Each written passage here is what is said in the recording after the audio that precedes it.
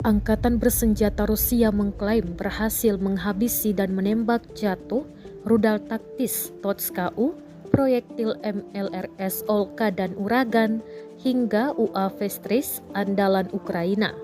Militer Rusia menggunakan sistem pertahanan udara MDS-300V dalam aksi pertempuran untuk operasi militer khusus kali ini. Rekamannya dirilis di Telegram resmi Kemhan Rusia pada Senin, 26 Desember 2022. Dalam keterangan unggahan disebutkan profesional pertahanan udara mengetahui peralatan mereka secara menyeluruh yang tidak menyisakan peluang sukses untuk target udara. Prajurit telah menembak jatuh banyak target termasuk rudal taktis Totska-U, proyektil MLRS Olka dan Uragan, serta UAV-Stris buatan Soviet, klaim pasukan Putin. Para pasukan bahkan disebut telah bekerja dengan jelas, lancar dan profesional.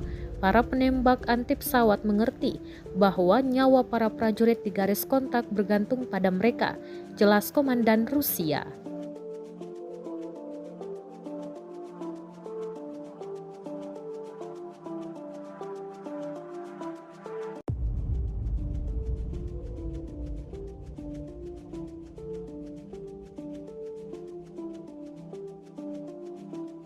Terima kasih sudah nonton.